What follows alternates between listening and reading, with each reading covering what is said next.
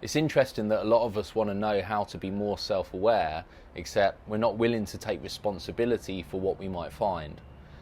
Because the key is with self-awareness, it's about understanding what's going on within our minds, understanding like how we're responding or often reacting to situations before we get awareness around it.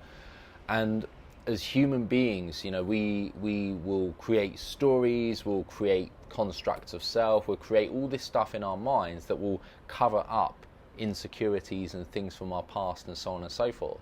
And if we're not willing to own that and accept responsibility for those things, self-awareness isn't going to do anything, because all self-awareness will do is shine a light where we don't want to look, and we'll just create more stories to mean that we don't have to go there. So I'll give you a couple of examples from my personal life, because I've certainly experienced this in many degrees before. And I always had many stories that came from when my parents broke up when I was 7. So I used to say, like going through school as a teenager, I'd be like, oh, I'm struggling to, I can't really talk to girls because I didn't have a father figure around to teach me this kind of stuff. And well, I did, I saw him every 2 weeks or so. So even now, looking at that, we know the story's BS. But I'd have this story that was, because Dad wasn't around that much, it meant that I wasn't able to talk to girls. And that story kept me trapped for a long, long, long time. And as long as I subscribed to that story, that was the reason that I couldn't talk to girls in school, well, for anything about that situation to change, I would have to go back in time and somehow stop my parents breaking up. Right? I made myself a victim to that story. That story in my head was why I was the way that I was, and unless that changed, I wasn't going to change. Right? I was trapped by the story. The truth of the matter is there's plenty of people, plenty of kids, plenty of others in the world, whose parents are split up and they be able to talk to girls. So we know that it's BS. And the same is true for any stories that we create in our lives as well. Whatever it is, if somebody else has achieved what we're saying we can't achieve, despite the reason that we're saying that we can't achieve it, then we know that it's a BS story. And so developing self-awareness, the first thing you'll notice, as I did, when we get self-awareness, is you recognize all this crap that we've told ourselves for our entire life, and we have a choice to make. We either decide that, oh no, that is the way, that is the reason that I am this way, or that I couldn't talk to girls, or because this person did this thing to me in my past, or because of this relationship that this person did this terrible thing to me or cheated on me or whatever it was. We'll say because of all these things, that defines who I am and how I am the way that I am. When you get self-awareness and you get in that space where you look at those stories and your choice is, do I continue subscribing to that story, or do I accept that I've been telling myself a lie the entire time and actually I'm responsible? And that can be, really serious to admit, because if we've held this story, say someone, we've broken up with someone because they cheated on us, and that was the reason that we've been spending years being closed off in relationships or not letting people in. Well, to own the fact that it's nothing to do with the story, it's how we chose to respond to that situation. We fabricated the story to justify our actions. It's all on us. We're responsible. And as long as we continue blaming that other person, say someone cheated on us, as long as we continue blaming, well, for anything to change about who we are, we would have to go back in time and stop that event happening, which is never going to happen.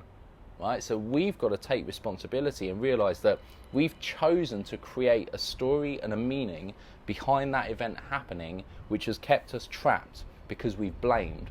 But when we take responsibility and decide, well, look, despite that happening, I get to choose what meaning is attached to that. And if I choose a different meaning, I choose that has nothing to do with me as a person. The other person was going through some stuff. We can forgive them. We can recognize that it's on me to not let that define my future. When you take responsibility and let go of the story, you get some serious power to create transformation in your life. But it's not easy. You've got to own some stuff. And often, the things that are harder to earn is when we've done things to other people and we've created stories to justify why we did it. Well, in actual fact, the stories are BS that we're telling ourselves to make ourselves feel better. But we've got to forgive ourselves and accept that we're human. We've made mistakes, we've done things, but you've got to own that we've done things because we've done things. In that moment, we had the choice of how we responded. And whatever justifications or stories we tell ourselves to make up for it, as long as we subscribe to those stories, they're keeping us trapped. So another one that I had was in school. I used to see myself as like a smart kid, and I'd do well, and I'd created this self-image, this self-construct of who I thought I was. Right? I'm a smart kid, and I figure stuff out easily. So that was my self-created construct of self. And what I started doing was that as I got through like GCSEs and then A levels, then into university, and as things got harder and harder, and I couldn't just ace my way through school without studying or anything like that, it started getting to the point where I'd have to revise, but I couldn't be bothered to revise.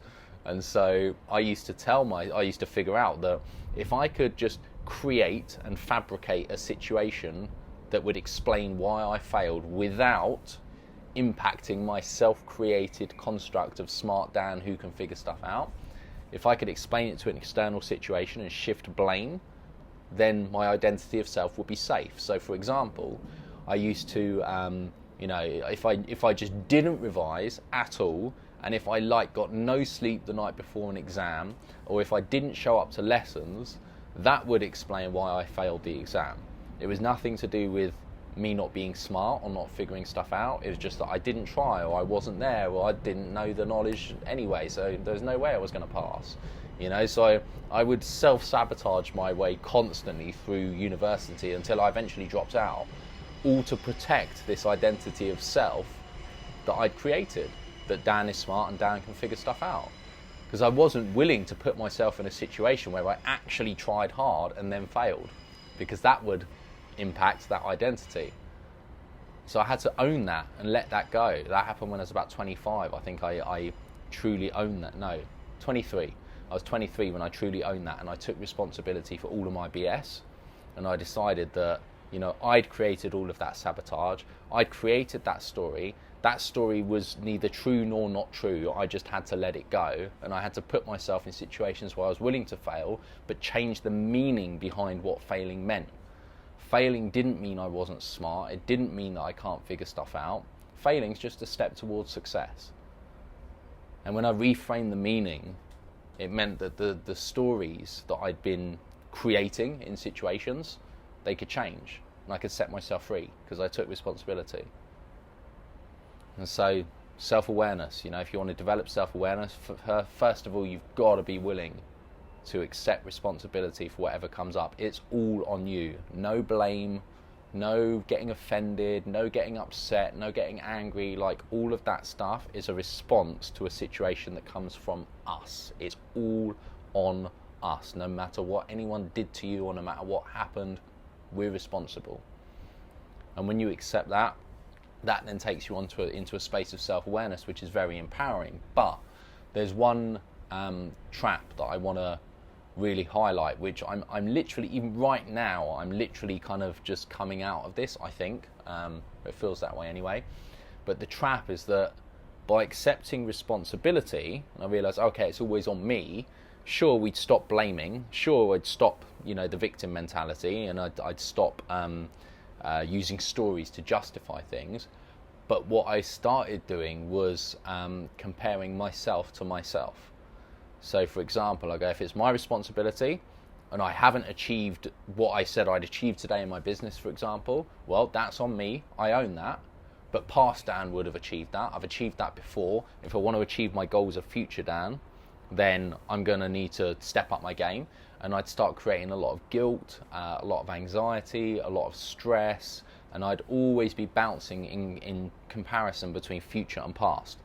So the important lesson here is that when you start developing any level of self-awareness, you've got to have the self-awareness to recognize whenever we're running a comparison in our own heads, right? So a comparison against our past self or a comparison against our future self.